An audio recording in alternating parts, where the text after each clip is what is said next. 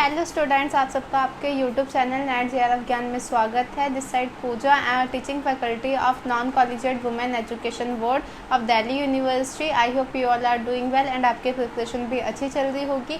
UGC net जून 2024 री exam का first shift का एग्जाम हो चुका है। उसमें जिस टाइप के क्वेश्चन पूछे गए थे, जैसे बच्चों से कनेक्ट करने के बाद हमें पता चला, उसके बेसिस पे जो इस टाइप के क्वेश्चन बने हैं एंड जो PYQ भी है उनको हम इसमें डिस्कस करेंगे सो दैट आपके आने वाले एग्जाम में हेल्प हो सके।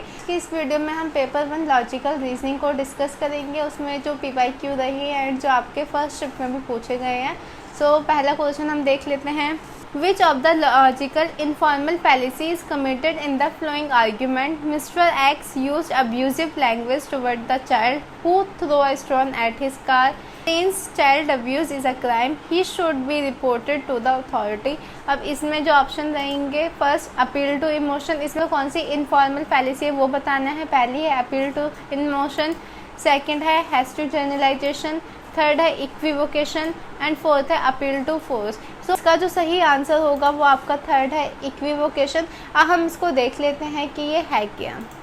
तो देखिए, जो इक्विवोकेशन है ये कब होता है, जब हम एक वर्ड या फ्रेज को दो अलग अलग मीनिंग में यूज़ करते हैं एंड उन दोनों का ही मीनिंग सेंस अलग जाता है। लाइक अगर मैं इसमें देखूँ, जो मिस्टर एक्स है वो अब्यूजिव इसमें अगर देखें, मिस्टर एक्स है जो एब्यूजिव लैंग्वेज को यूज़ करता है चाइल्ड के लिए। तो देखिए, इसमें जो डबल मीनिंग जा रहा है वो अब्यूज़ का जा रहा है। अब्यूज़ का मीन एक आपका लैंग्वेज में जा रहा है जिसमें अब भाषा का यूज़ किया जा रहा है। ओके, एंड सेकंड में जो आपका जा रहा है वो चाइल्ड अब्यूज़ पे जा रहा है, जो एक अलग ही मीनिंग है।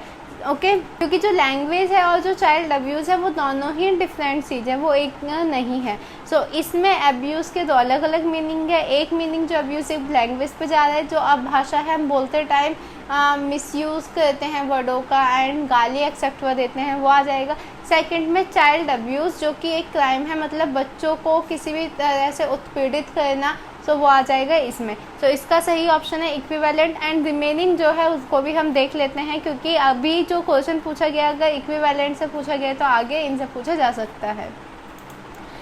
सेकंड आपका हैज टू जनरलाइजेशन, इसमें डिसीजन लेते हैं, कंक्लूजन निकालते हैं, वो बहुत ही कम एविडेंस के साथ, इनसफिशिएंट एविडेंस के साथ निकाला जाता है। मतलब हम डिसीजन लेंगे, जनरलाइज करेंगे, वो स्मॉल पॉपुलेशन पे या बहुत ही लिमिटेड सैंपल पे हम उसको अप्लाई करके देखते हैं, आफ्टर दैट हम जनरलाइज करते हैं। जबकि वो जनरलाइज नहीं हो सकता, क्योंकि जब भी हमें कुछ जनरलाइजेशन देना होगा वो लिमिटेड सैंपल पे नहीं किया जा सकता है। तो हैस्टी जनरलाइजेशन है कि हमने एक या दो पर्सन को देखा, अब जैसा वो कर रहे हैं हम यही एज्यूम कर रहे हैं कि हाँ सभी ऐसा करते हैं। जब हम लिमिटेड पॉपुलेशन को लिमिटेड एविडेंस के बिहाफ पे कुछ जनरलाइज करते हैं, जैसे एक एग्जांपल ले ले, अगर दो लड़के हैं वो डेली बाहर जाते हैं रात में, उनके बेसिस पे अगर मैं ये जनरलाइज करूँ कि सभी लड़के देर रात तक बाहर रहते हैं, तो वो क्या आ जाएगा, हैज टू जनरलाइजेशन आ जाएगा। क्योंकि मैंने एक बहुत बड़ी पॉपुलेशन को नहीं देखा है, मैंने जस्ट दो लड़कों को देखा है, उसके बिहाफ पे मैंने जनरलाइज कर दिया। सेकंड है आपका अपील टू इमोशन। अब अपील टू इमोशन में क्या होता है, इमोशन के बेसिस पे करते हैं, हम लॉजिकल आर्ग्यूमेंट को नहीं देखते हैं, हम पर्टिकुलर पर्सन के इमोशन देख के उनसे मैनिपुलेट होके जब कुछ भी डिसीजन लिया जाता है, जब कुछ भी कंक्लूजन लिया जाता है, तो वो क्या हो जाता है, अपील टू इमोशन। इसमें आपका आ जाएगा फियर, एंगर, सिंपैथी, ये सब जब इन्फ्लुएंस करता है किसी भी आर्ग्यूमेंट को, तो वो क्या होता है, appeal to emotion. Next question देख लेते हैं। Which of the following is taken to mean inference by elimination, in which the inferred character is to resumed of the process of elimination that exclude characters? तो option है इसमें पूर्वावत अनुमान, शेषावत अनुमान, सामान्यतो अनुमान, पक्ष। तो इसका जो सही आंसर आएगा वो शेषावत अनुमान आएगा। पूर्वावत, शेषावत, पक्ष, समयतोड़ता, ये क्या होते हैं। तो देखिए, जो शेषावत है, मतलब जो अनुमान है, उनके सब डिवीजन पार्ट का एक पार्ट है शेषावत। नॉर्मल क्या होता है, एक कॉज होता है, उसके बेसिस पे कुछ इफेक्ट आता है। मतलब बारिश हुई, बारिश होने के बाद कीचड़ है, तो ये कॉज एंड इफेक्ट हो गया। लेकिन शेषावत में क्या है, हमने कॉज को नहीं देखा, कॉज अनपरसिव्ड है, लेकिन हमने इफेक्ट को देखा है। लाइक कीचड़ देखी है, तो वो क्या परसिव्ड इफेक्ट है, लेकिन उसके बेसिस पे मैं ये अनुमान लगा सकती हूँ यहाँ कीचड़ क्यों, क्योंकि बारिश हुई होगी, तो वो क्या है शेषावत। जब मैं इफेक्ट से कॉज की तरफ आऊंगी तो वो क्या हो जाएगा, शेषावत हो जाएगा। सेकंड देख लेते हैं पूर्वावत। इसमें कॉज देन इफेक्ट, जो इसमें कॉज होगा वो परसिव्ड होगा एंड जो इफेक्ट होगा वो अनपरसिव्ड होगा। लाइक पहले मैंने कॉज देखा, उसके बेसिस पे मैं कुछ कंक्लूजन निकाल रही हूँ। सो इसका एग्जांपल ले सकते हैं, लाइक आसमान में जो बादल हैं वो काले घने हो रहे हैं, तो उससे ये अनुमान लगाया जा सकता है कि हाँ बारिश होगी। तो पहले क्या कॉज देखा, लाइक मौसम ऐसा हो रहा है, उसके बेसिस पे मैंने कंक्लूजन निकाला कि बारिश होगी, तो वो क्या है पूर्वावत। मतलब जब मेरे पास परसिव्ड कॉज होगा और उसके बेसिस पे मैं अनपरसिव्ड कंक्लूजन दूंगी, इफेक्ट देखूंगी, तो वो क्या होगा पूर्वावत। और इसका ही अपोजिट होगा कि मेरे पास परसिव्ड इफेक्ट है, पहले मेरे पास इफेक्ट है, उसके बेसिस पे जो मैं अनपरसिव्ड कॉज निकालूंगी वो क्या होगा, शेषावत होगा। नेक्स्ट क्वेश्चन देख लेते हैं। The Daily News carried an article this morning about some local teenagers who were arrested on charge of drug possession. Teenagers these days are nothing but bunch of junkies. इसमें भी बताना है कि कौन सी fallacy है, ये भी इनफॉर्मल फैलेसी है। पहला है red herring, straw man, argument against the person ad hominem, hasty generalisation. So जो इसका आंसर होगा वो आपका फोर्थ वन होगा, हैस्टी जनरलाइजेशन। जैसा हमने पीछे भी डिस्कस किया है, ये क्या है अब देखिए। The daily news carried an article in this morning about some local teenager who were arrested. मतलब ड्रग के केसेस में कुछ लोग टीनेजर अरेस्ट हो गए। अब मैं उनके बेसिस पे कुछ पर्टिकुलर टीनेजर अरेस्ट हो, उसके बेसिस पे अगर मैं ये जनरलाइज कर दूँ कि अब के जो टीनेजर्स हैं वो कुछ नहीं है, जंकीज हैं, मतलब ड्रग्स वगैरह में इन सब कामों में रहते हैं। सो ये क्या हो गया कि मैं कंक्लूजन दे रही हूँ बहुत ही लिमिटेड पर्सन को देखते हुए।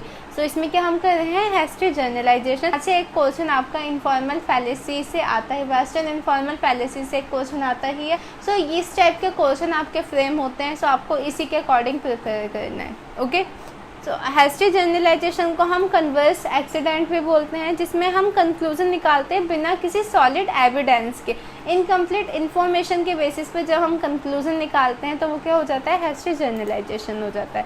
नेक्स्ट क्वेश्चन देख लेते हैं। Which of the following school has not accepted अनुमान as a valid source of knowledge? देखिए इस स्कूल ने अनुमान को वैलिड सोर्स ऑफ नॉलेज नहीं माना है। ऑप्शन है आपका पहला अद्वैत वेदांता, एंड आपका वशिष्ठ वेता, थर्ड आपका चरवाक, फोर्थ आपका सांख्य। सो इनमें से कौन एक्सेप्ट नहीं करता है अनुमान को as a valid source of knowledge? Option आपका रहेगा चरवाक। देखिए जो चरवाक है वो ओनली परसेप्शन को ही वैलिड सोर्स ऑफ नॉलेज मानते हैं। देखिए सोर्स ऑफ नॉलेज 6 हैं, लेकिन उसमें जो चरवाक है वो ओनली परसेप्शन प्रमाण को ही, मतलब जो हम अपने 5 इंद्रियों के थ्रू किसी से देखते हैं तो उसी को Charvaka valid source of knowledge मानता है। बाकी सबका भी देख लेते हैं। बुद्धिज्म एंड वशिष्ठ वेदा एक्सेप्ट करते हैं परसेप्शन और अनुमान को valid source of knowledge. Okay, Jainism, Sankhya and Yoga ये एक्सेप्ट करते हैं परसेप्शन, अनुमान और शब्द को valid source of knowledge. Remaining जितने भी स्कूल्स हैं वो सबको ही 6 के 6 सोर्स को वैलिड सोर्स ऑफ नॉलेज मानते हैं। सो ओनली चरवाक है जो अनुमान को वैलिड सोर्स ऑफ नॉलेज नहीं मानता। उसके अलावा जितने भी स्कूल है वो सब अनुमान को वैलिड सोर्स ऑफ नॉलेज मांगते हैं। ये कुछ क्वेश्चन हैं जो आज के मॉर्निंग शिफ्ट के एग्ज़ाम में भी इसी टाइप के क्वेश्चन फ्रेम किए गए हैं। ये इनको इसलिए एक और बार डिस्कस कर लिया गया है सो दैट इस टाइप के क्वेश्चन को करने में आपको दिक्कत ना हो। आई होप आपको वीडियो अच्छा लगा हो। अगर चैनल पर नए हैं तो प्लीज़ सब्सक्राइब कर लीजिए सो दैट आपको लेटेस्ट इन्फॉर्मेशन ऑन टाइम मिलती रहे। Thank you for watching this video. Have a nice day.